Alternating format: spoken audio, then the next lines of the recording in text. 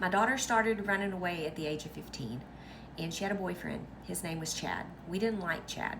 He was just one of those boys that was up to no good in our minds, and I didn't want her to see him.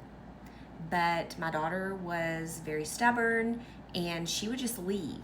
Like, she would take off and walk wherever. One time she walked 20 miles.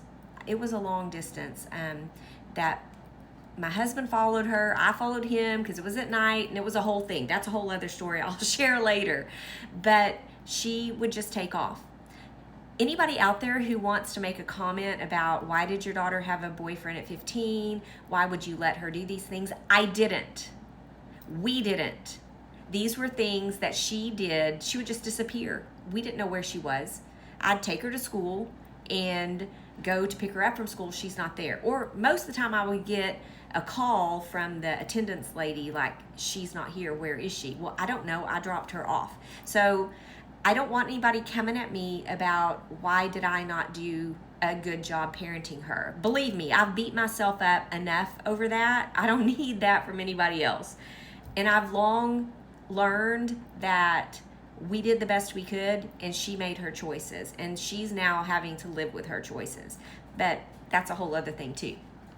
So she started taking off. She had this boyfriend. I'll call him Chad. We didn't like Chad, and we didn't want her to be with him, but she did. She was with him. They would break up, get back together. And I prayed and I prayed that I didn't want anything bad to happen to him, but just get him out of her life. Get him out of her life. Like, that's what I would pray. And they always say when you pray, be very, very specific. Apparently I wasn't specific enough.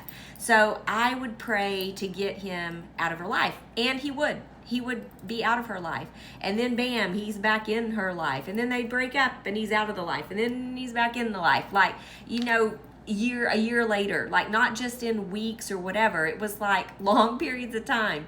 And of course, at the time, I thought that Chad was the worst guy possible for her. Little did I know that it would progress into criminals and bad stuff. But when she's 15, 16, 17 years old, I'm just thinking it's a phase and she's going to come out of it. Anyway, so I prayed to God on my knees so hard to get Chad out of her life. And then finally one day he did. And it was several years. And at this point, she's gone. Like, we don't even know where she is. She's 18 or over. I don't know where she is.